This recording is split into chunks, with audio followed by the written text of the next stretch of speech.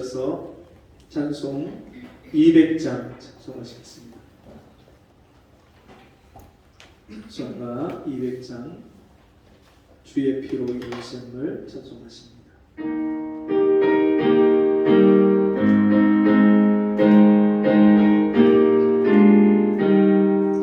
주의 피로 이룬 샘을 참 깊고 넓도다.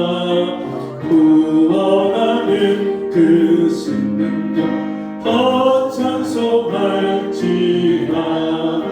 찬송하세 주의 보혈 그 샘에 지금 나아가 죄의 깊이 빠진 이곳 그 피로 씻어 밝히네. 죄악 세상 이 힘으로 거룩한 길 가는 나의 마음 성전 삼고 주께서 가시네. 찬송하세 주의 보혈 그 샘에 지금 나아가 죄의 깊이 빠진 이몸 그 피로 씻어 밝히네. 주 예수를 깊이 아는 놀라운 그 은혜 하늘나라 즐거움이 매일스럽도다. 찬송하세 주의 보혈 그 샘에 지금 나아가 죄의 깊이 빠진 이몸 그 피로 씻어 밝히네. 아멘. 성경 말씀 예레미야 33장 1절에서 8절 말씀. 구약 성경 1106조 예레미야 33장 1절에서 8절.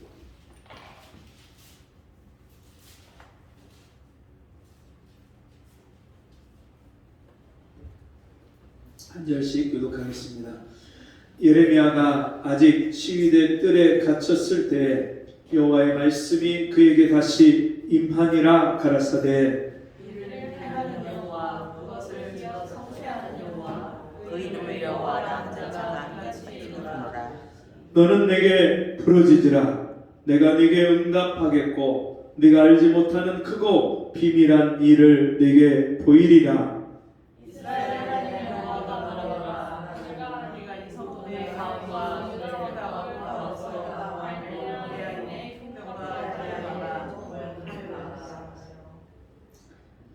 싸우려 하였으나 내가 나의 노와 분함으로 그들을 죽이고 그 시체로 이 성에 채우게 하였나니 이는 그들의 모든 악을 인하여 나의 얼굴을 가리워 이 성을 돌아보지 아니하였음이니라.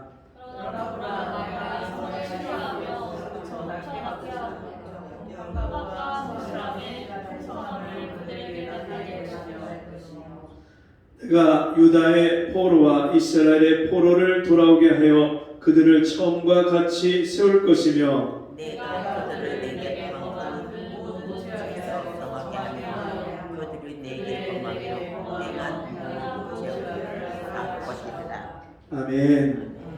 네. 처음에 막 스테레오로 그렇게 읽으셨는데 갈수록 맞아가는 것 같습니다. 같이 해보겠습니다. 큰 그림을 그리는 하나님. 큰 그림을 그리시는 하나님. 네. 큰 그림을 그리시는 하나님. 복음을 전하다 보면 많은 분들이 질문을 합니다.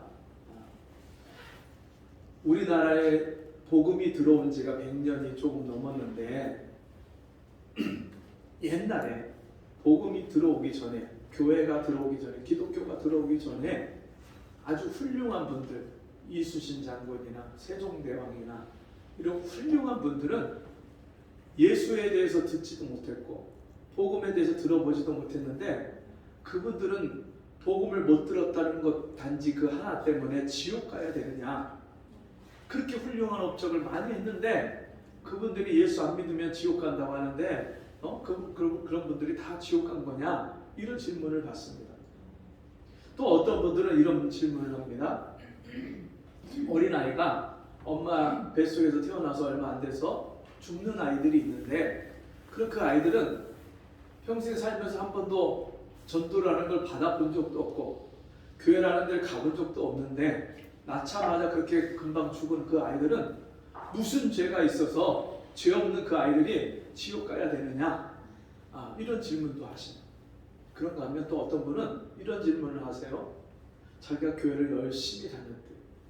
성가대도 하고 봉사도 하고 주일도 빼먹지 않고 열심히 나가고 또 헌금도 11주도 하고 근데 이상하게 자기는 안 믿어진대요.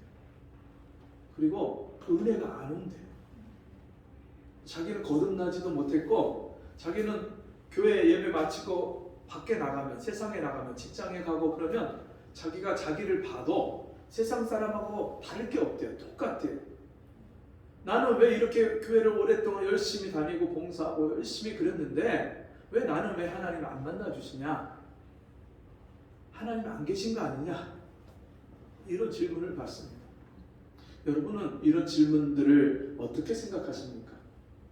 하나님이 이해가 가십니까? 심지어 어떤 분들이 이럽니다. 아니 진짜 당신 말대로 하나님이 계시다면 저 전쟁이 나서 수많은 사람들이 죽어가는데 저 동네에 지진이 일어나서 수십만 명이 죽었는데 왜 하나님 그거를 그냥 지켜만 보시고 내버려 두시냐? 하나님 진짜 살아계시고 사랑의 하나님이라면 그런 사람들을 하나님 죽지 않도록 하나님이 역사하시고 그 사람들을 건져내야 될 거 아니냐? 이런 따지는 질문을 하십니다. 여러분,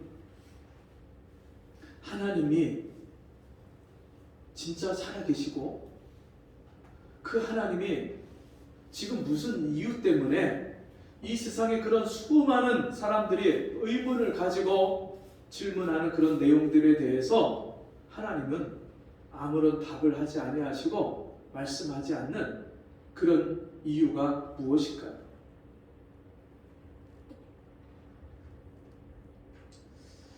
우리가 살다 보면 인생에 답이 안 나오고 신앙생활 하면서도 이유를 알 수 없는 때가 우리에게 종종 옵니다. 김병년 목사님이라는 분이 계신데 난 당신이 참 좋아 이런 책을 쓰신 분이에요.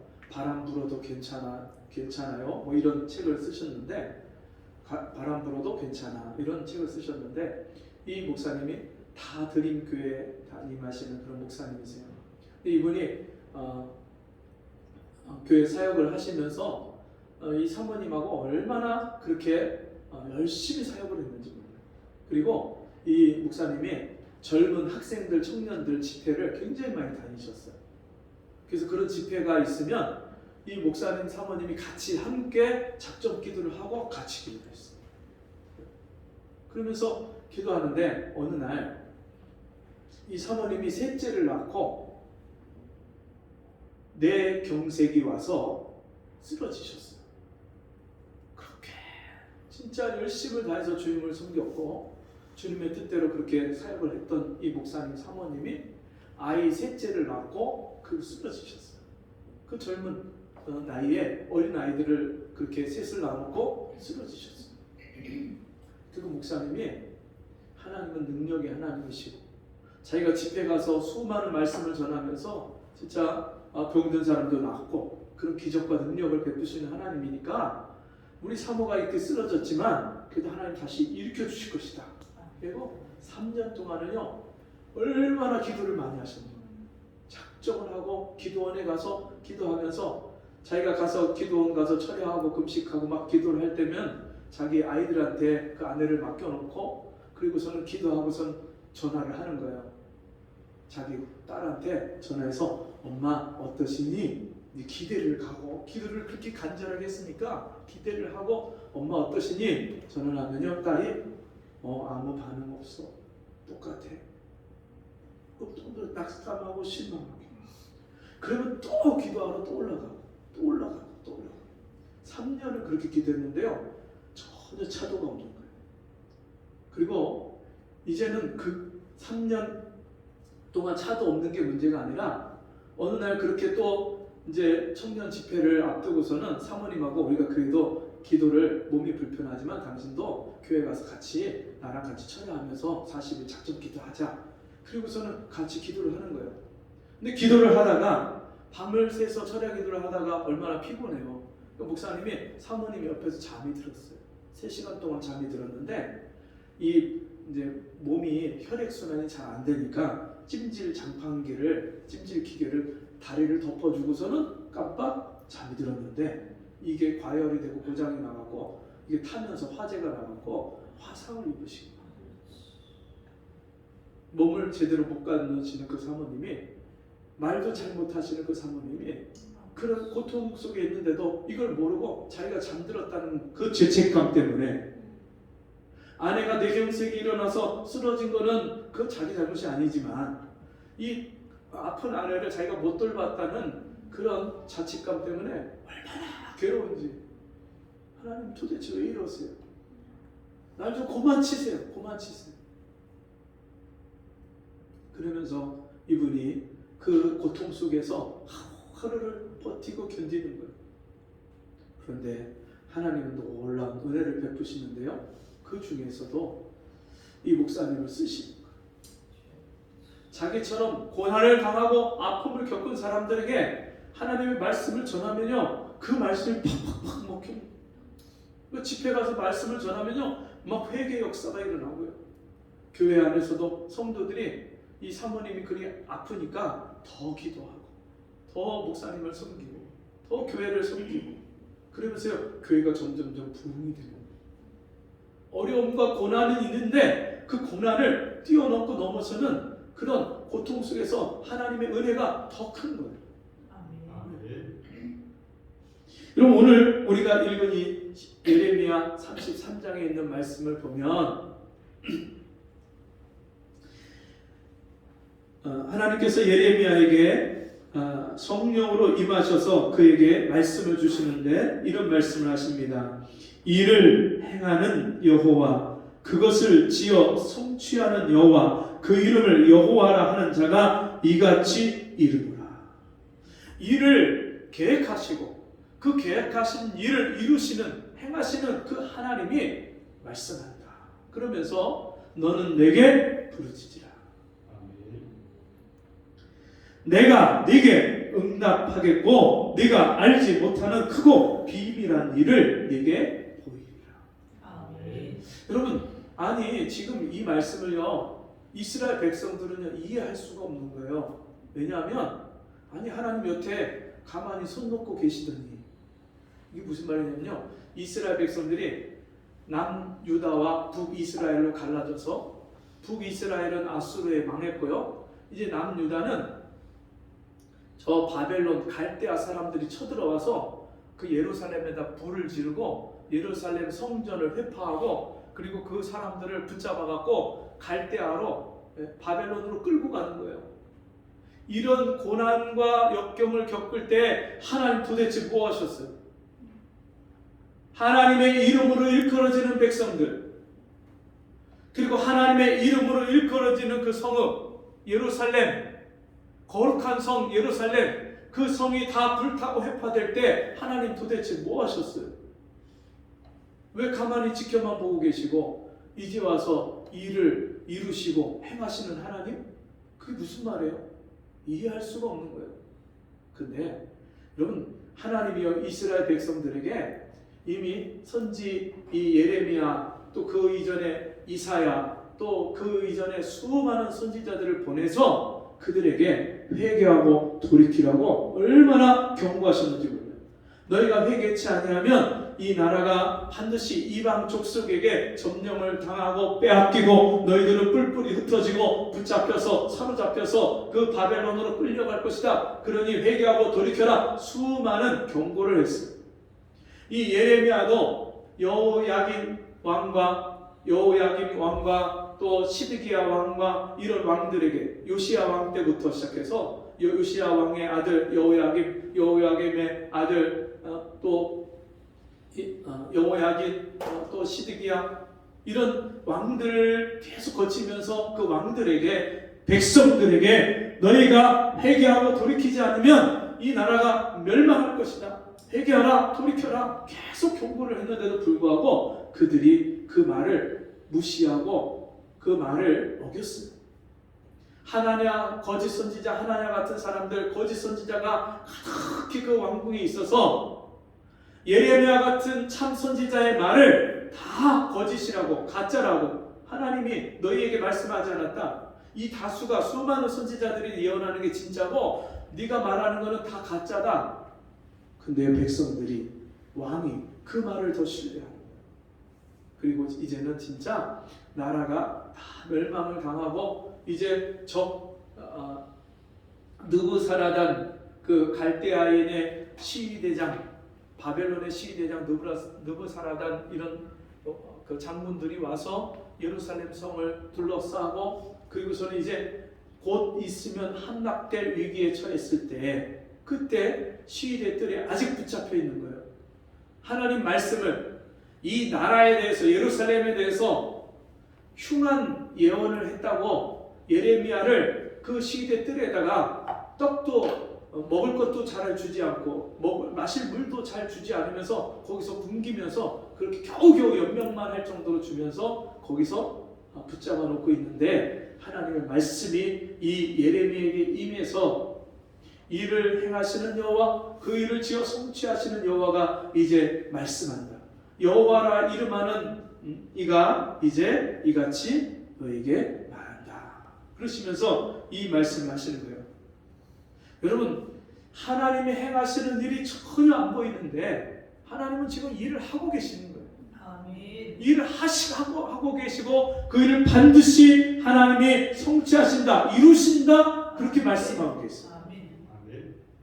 여러분, 근데 그 일이 지금 이스라엘 백성들에게, 예레미야 선지자에게 보입니까? 안 보입니까? 안 보이는 거예요.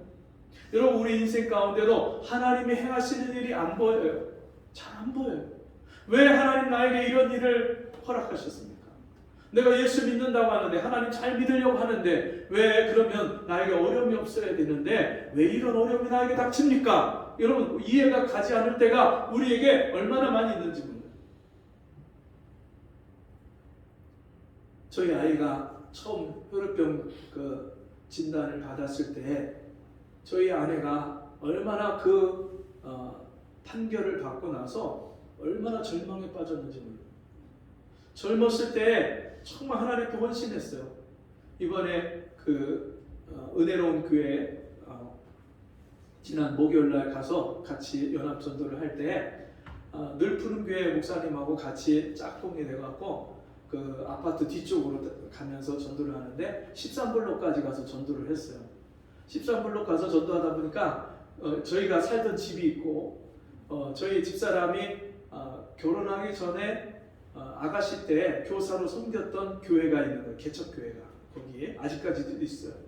그러면서 제가 이 교회가 저희 집사람이 결혼하기 전에 여기서 교사로 그렇게 섬겼던 교회입니다. 그때 정말 그 어려운 교회에서 아이들 하나하나 다 신방 다니고 찾아다니고 전도하고 하면서 그 아이들을 60명, 70명까지 아이들이 부흥하고 그런 역사들이 일어났어요. 그러면서 진짜 월급 타면 월급 다 그렇게 복음 전하는 데 쓰고 아이들 신방하는 데 쓰고 정말 하나님 앞에 다 헌신을 했어요.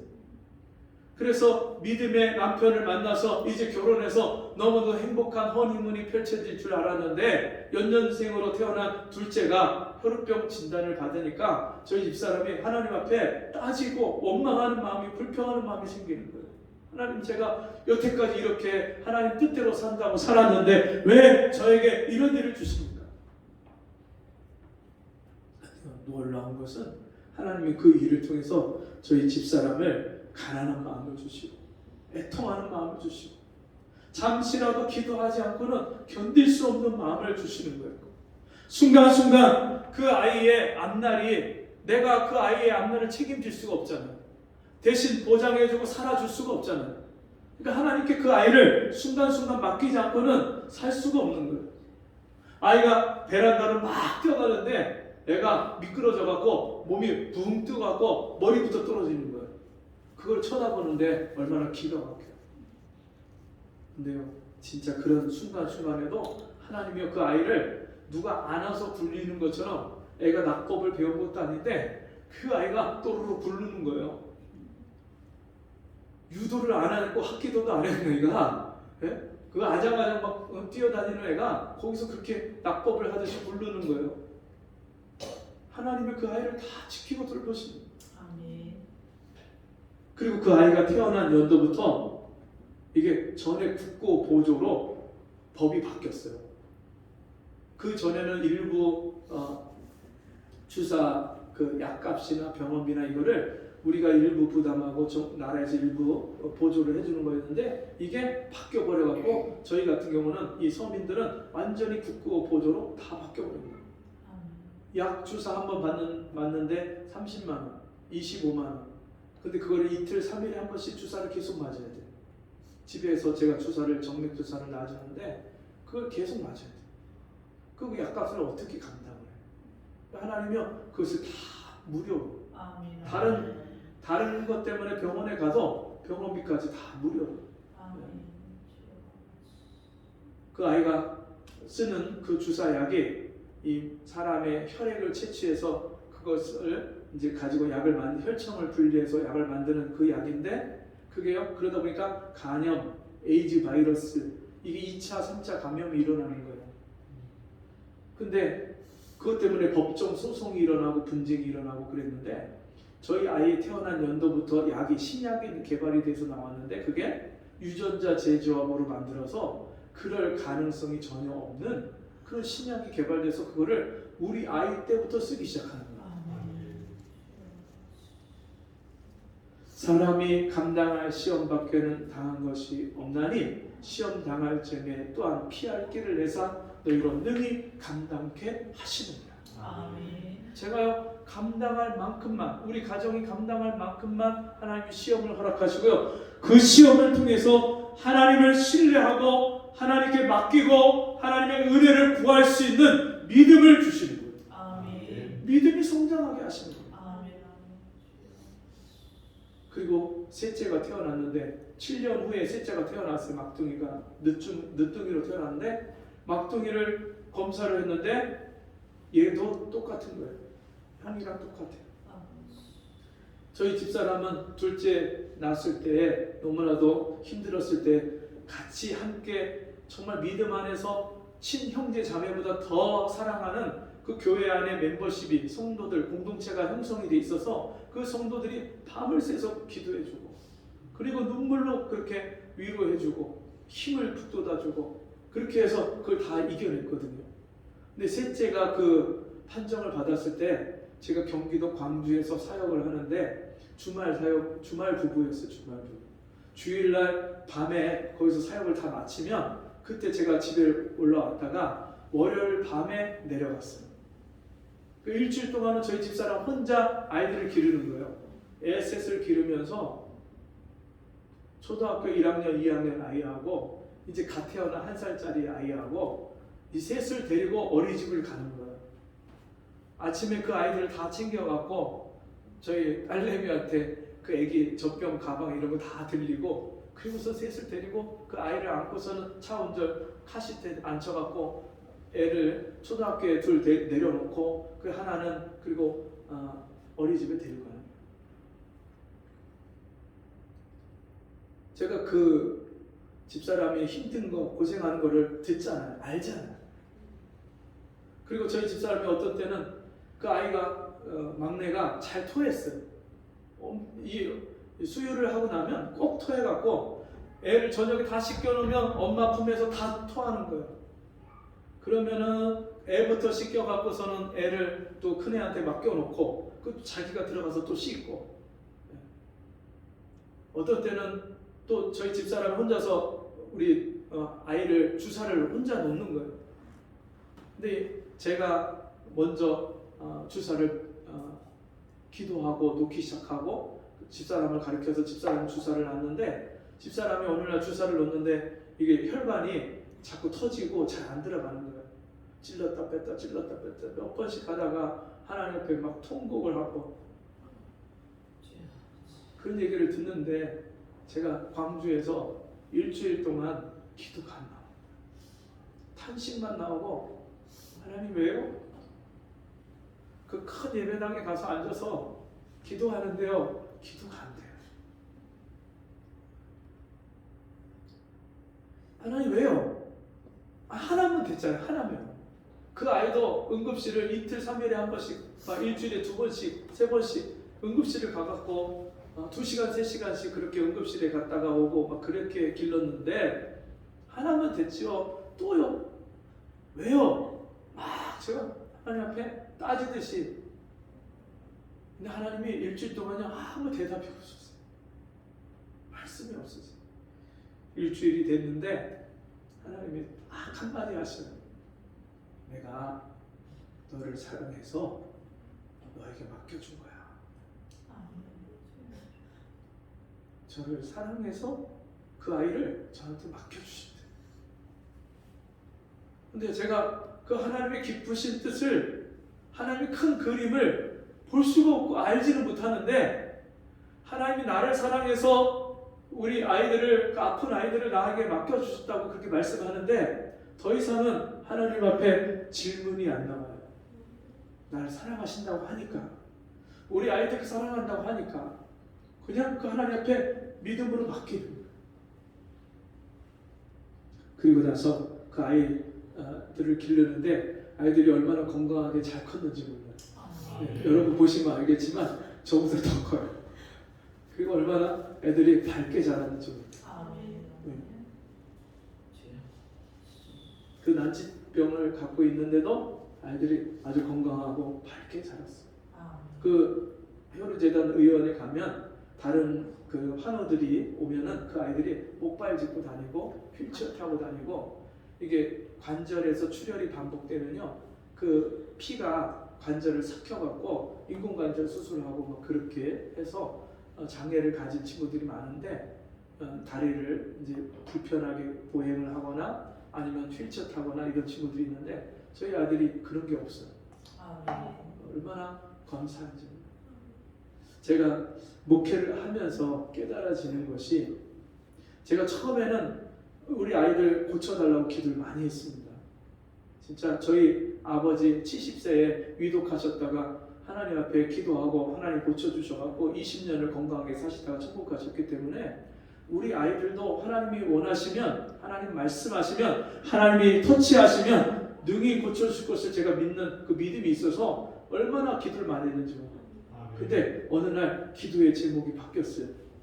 하나님, 우리 아이들이 고침 받으면 그거 너무너무 감사하지만 혹시 안 고쳐주셔도 평생 이 병을 갖고 그냥 살아야 된다면, 그리고 그것이 우리 아이들에게 영적인 유익이 된다면 그것도 감사합니다. 연약한 질병 때문에 하나님을 더 의지하고 하나님을 더 구하고 하나님 앞에 겸손하고 그렇게 살 수 있다면 그것 또한 감사합니다. 제가 그런 기도를 하면서 깨달아지는 것이, 우리 아이들을, 그 아픈 아이들을 기르면서 제가 아픈 아이를 기르는, 또 아픈 사람이 있는, 그 가족들이 있는 그 성도들의 마음을 제가 그대로 느끼는 거예요. 성도들, 아픈 성도들, 또 아픈 가족들이 있는 그런 또 장애를 가진 자녀를 기르는 그 부모들을 대하고 상담하고 기도해 주다 보면 그 분이 느끼는 아픔과 고통이 저에게 그대로 오는 거예요. 하나님이 목회할 때 그 성도들의 마음을 같이 끌어안으라고 우리 아이들을 먼저 나에게 허락하셨구나. 여러분, 우리는 이런 하나님의 큰 그림을 보지 못하니까 당장 눈앞에 왜 하나님 나에게 이런 질병을 주셨습니까? 왜 우리 아이들에게 이런 어려움을 주셨습니까? 왜 우리 집에 이런 어려운 문제가 있습니까? 하나님 앞에 그렇게 막 따지고 원망, 불평하고, 하나님이 그리는 큰 그림을 봐야 되는데 우리는 자꾸만 눈앞에 있는 그 문제만 보는 거예요. 지금 하나님이 이 예루살렘 성이 불타고 수많은 사람들이 죽고 또 그 중에 일부는 붙잡혀가고 그 중에 일부는 뿔뿔이 난민이 돼서 흩어지고 이런 상황이 돼가는데 하나님은요, 내가 하나님의 새 일을, 놀라운 일을 할 것이다, 그렇게 예레미야 선지자를 통해서 말씀하고 있어요. 그러면서 70년이 지나면 이 백성들이 이 땅에 다시 돌아올 것이다. 그리고 이 땅은 거룩한 땅이 될 것이고 이 땅은 하나님이 복 주시는 땅이 될 것이다. 아직 이 바벨론 포로로 완전히 다 끌려가고 아직 돌아오지도 않았는데 70년 후에 일어날 일을 하나님은 미리 예언하시고 그들에게 이 놀라운 은혜를 베푸실 것을 약속하십니다. 그리고요, 이 말씀은 이스라엘 백성들이 그 바벨론에서 포로로 돌아오는 에스라 느헤미야 시대 때 포로로 돌아올 것뿐만 아니라 그 이후에 메시아이신 예수 그리스도가 이 땅에 오실 것을 예언하는 말씀입니다. 그 말씀이 15절에 있는 말씀인데, 그날 그때에 내가 다윗에게 한 의로운 가지가 나게 하리니 그가 이 땅에 공평과 정의를 실행할 것이라. 그날에 유다가 구원을 얻겠고 예루살렘이 안전히 거할 것이며 그 성은 여호와 우리의 의라 일컬음을 입으리라.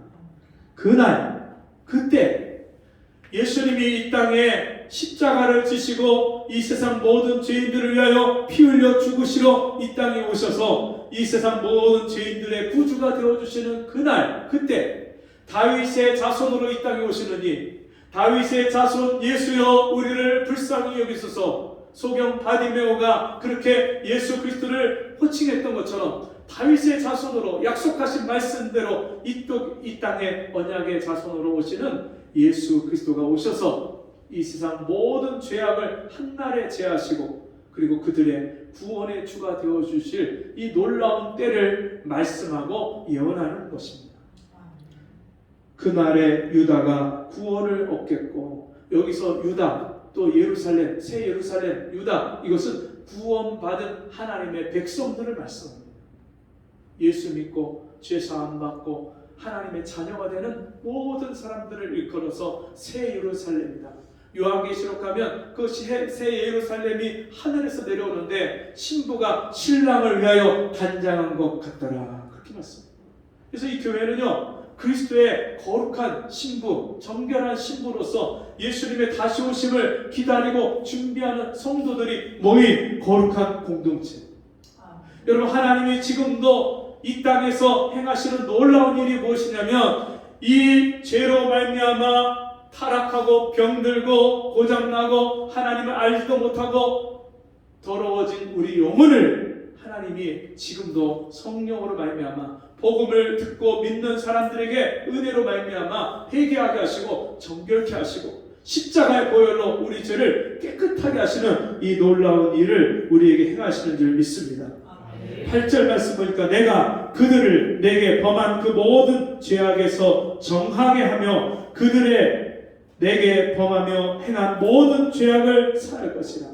이스라엘 백성들이요, 하나님의 백성이에요. 하나님이 그들을 애굽에서 끌어내서 젖과 꿀이 흐르는 가나안 땅으로 들어가서 거기서 땅을 주시고 기업을 주시고 거기서 하나님이 복을 주셨는데도 불구하고 그 복 주신 하나님을 섬기는 게 아니라 그 가나안 땅의 이방신 바알과 아스다롯을 섬기고 그 우상을 섬기면서 하나님을 진노하게 하고 경노하게 하면서 모든 심령들이 다 부패하고 변질되고 타락하고 하나님이 주신 은혜와 믿음을, 사랑을 다 잃어버린 거예요.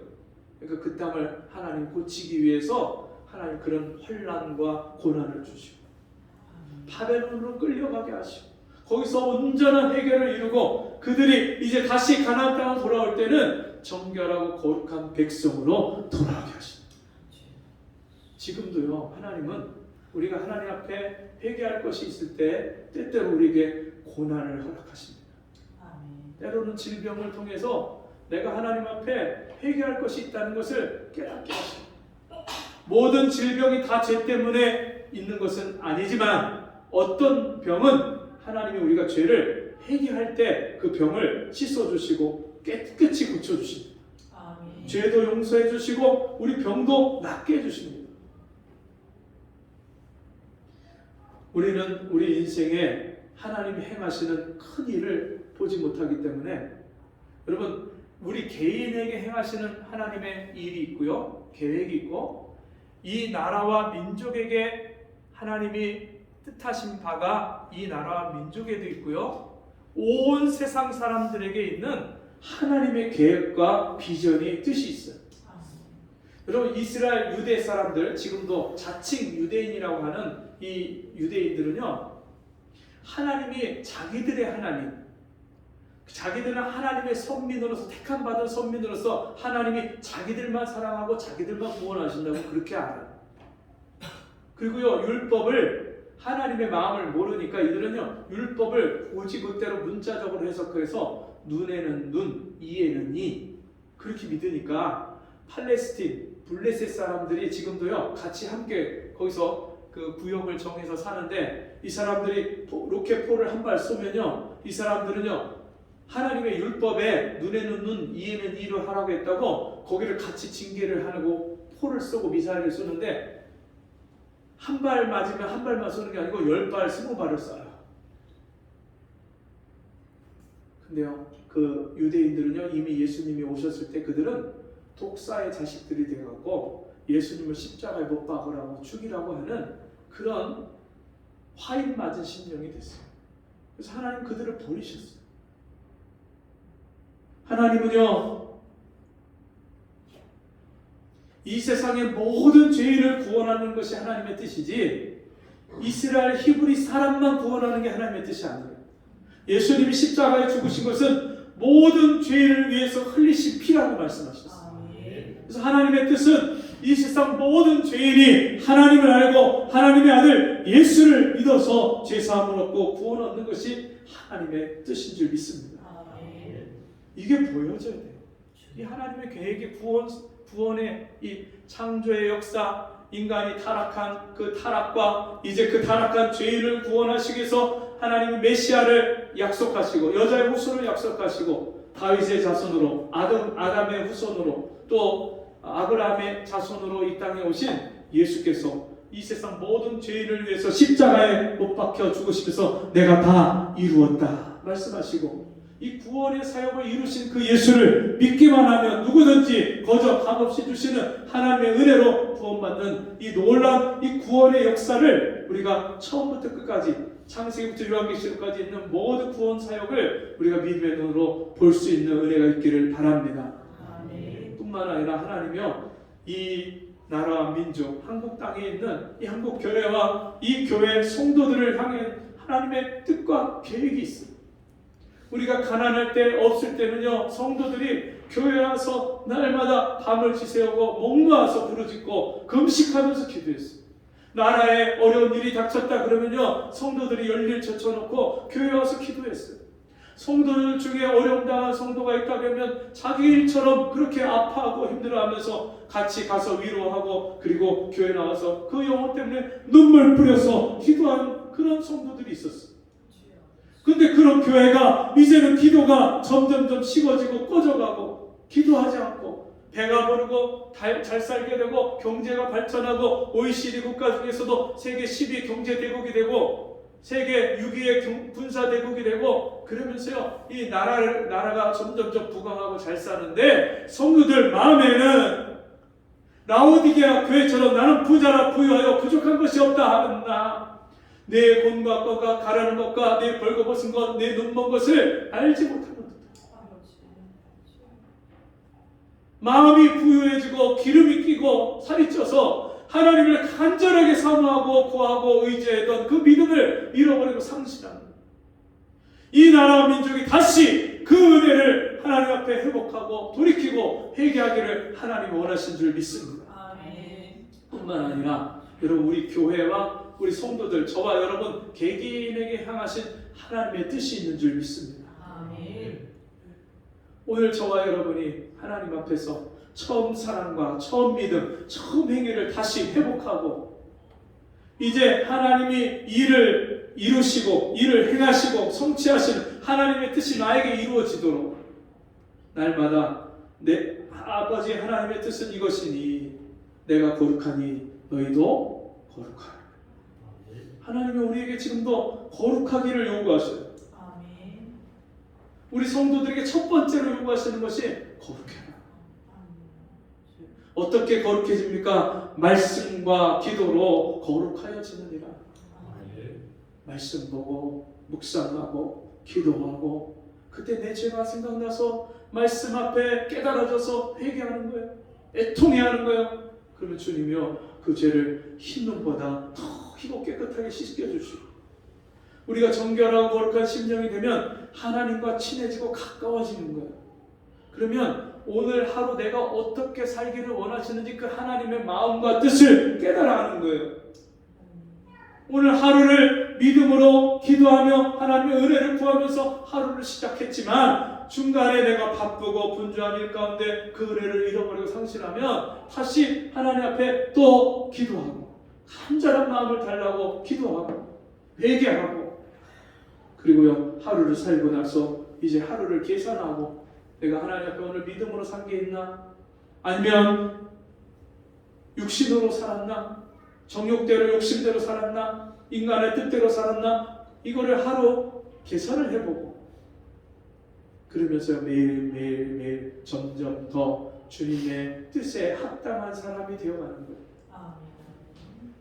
그럼 우리가 은혜에 합당한 삶을 살아야 되는데 은혜 받았으면 그 은혜 받은 대로 살고 순종하고 하나님 말씀대로 살아야 되는데 아직도 여전히 내 고집대로 내 습관대로 옛날에 생각했던 사고 방식대로 세상 사는 사람들이 살아가는 그 길을 따라서 넓은 길로 가고 있지 않나? 여러분 우리 자신을 돌아봐야 될 줄 믿습니다. 여러분 인생에 하나님이 내 인생의 그림을 그려가시고 내 인생의 발걸음을 인도해 가시는 그 하나님의 뜻이 보여지십니까? 제가 어렸을 때 가난하고 또 술로 그렇게 가정을 돌보지 않았던 그 아버지 밑에서 살았을 때에 그 당시에는 그게 너무 견딜 수 없는 너무나도 어려움이 있고 슬픔이었고 괴로움이었지만 뒤돌아서서 주님을 만나고 나서 보니까 그게요 하나님을 만나는 그런 길의 과정의 통로였어요. 통로. 하나님 내 마음을 낮추시고 가난하게 하시고 하나님 없이는 살 수 없는 존재인 것을 깨닫게 하시는 과정이 그런 큰 그림이 있었어요. 그리고 그렇게 믿지 않고 내가 뭐 잘못했냐고 자기가 뭘 잘못했는지도 모르고 사셨던 우리 아버지가 70세에 예수 믿고 90세에 하나님이 데려가실 때까지 그 하나님이요 그 아버지를 통해서 진짜 하나님이 행하시는 일들을 보고 기적을 보게 하시고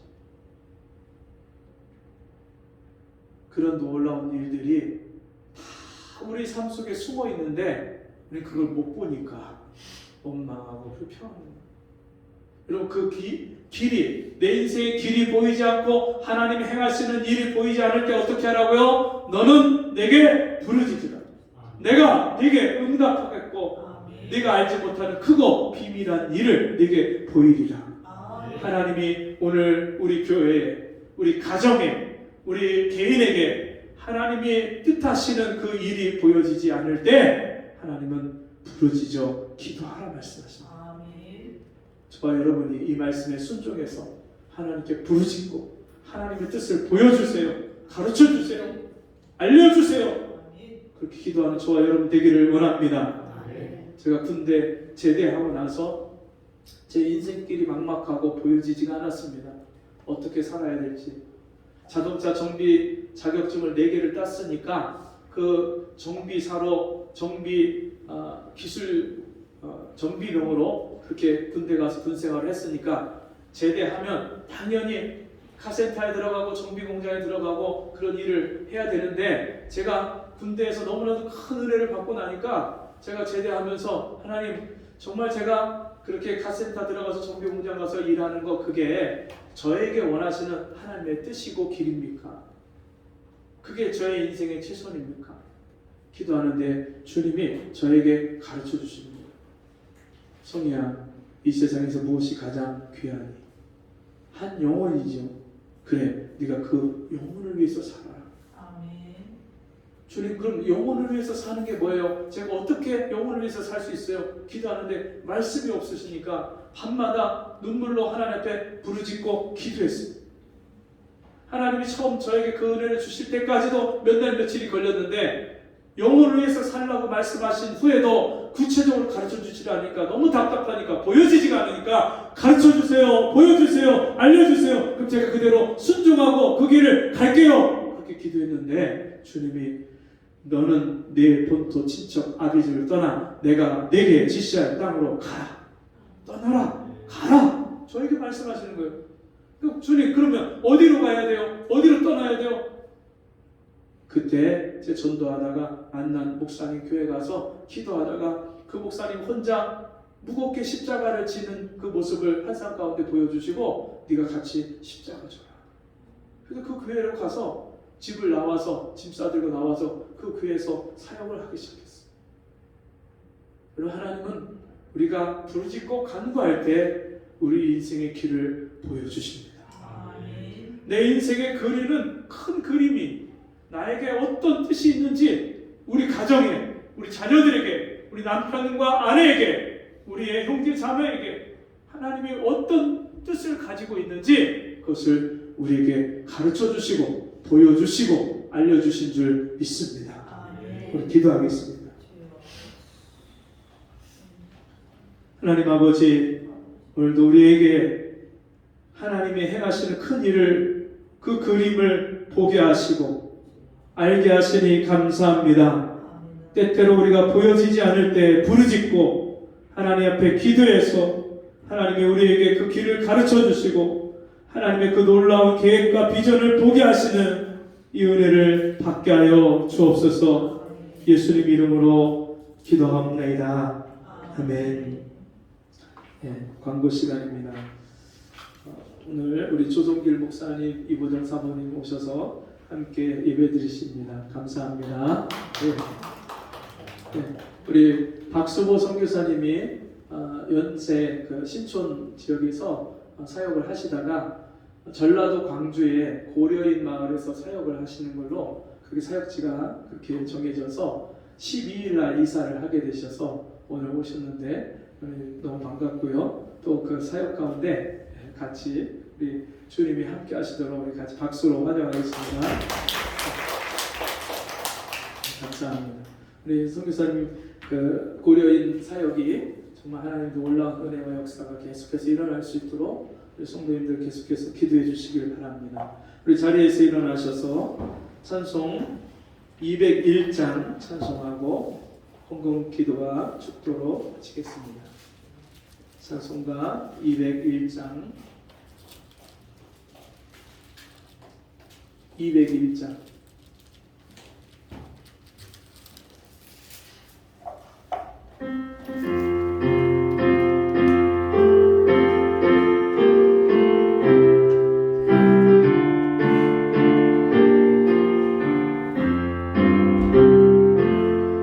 주의 확신한 약속의 말씀 듣고 주만 믿으면 구원을 얻으리라. 할렐루야 할렐루야 내가 예수를 믿어 그의 흘리신 피로 내 죄 씻었네.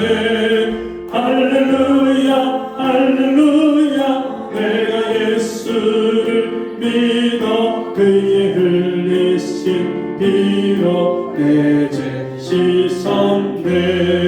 나의 갈 길이 사납고 위험하나 항상 예수의 도우심 믿고 가네. 할렐루야 할렐루야 내가 예수를 믿어 그의 흘리신 피로 내 죄 씻었네. 할렐루야 할렐루야 내가 예수를 믿어 그의 흘리신 피로 내 죄 씻었네. 주의 보좌의 천사들 둘러서서 우리 구주를 높이어 찬양하네. 할렐루야 할렐루야 내가 예수를 믿어 그의 흘리신 피로 내 죄 씻었네. 할렐루야 할렐루야 내가 예수를 믿어 그의 흘리신 피로 내 죄 씻었네. 여자들과 왕들도 단열대로 그 길 따라서 나와 찬송하네. 할렐루야 할렐루야 내가 예수를 믿어 그의 흘리신 피로 내 죄 씻었네. 할렐루야 할렐루야 내가 예수를 믿어 그의 흘리신 피로 내 죄 씻었네. 우리 모두 다 그 방을 뒤따르며 함께 즐거운 찬송을 부르리라. 할렐루야 할렐루야 내가 예수를 믿어 그의 흘리신 피로 내 죄 씻었네. 할렐루야 할렐루야 내가 예수를 믿어 그의 흘리신 피로 내 죄 씻었네. 기도합니다. 하나님 아버지, 우리에게 하나님이 행하시는 큰 그림을 믿음으로 바라보게 하시니 감사합니다. 우리 삶 속에 날마다 부어주시는 그 은혜를 인하여 감사함으로 귀한 예물을 드렸사오니 드린 손길들마다 복되게 하시고 매일매일 하나님이 우리 교회에 우리 가정에 내 개인의 일상생활 속에 이루시는 놀라운 일을 날마다 믿음으로 경험할 수 있도록 주여 은혜와 복을 내려 주옵소서.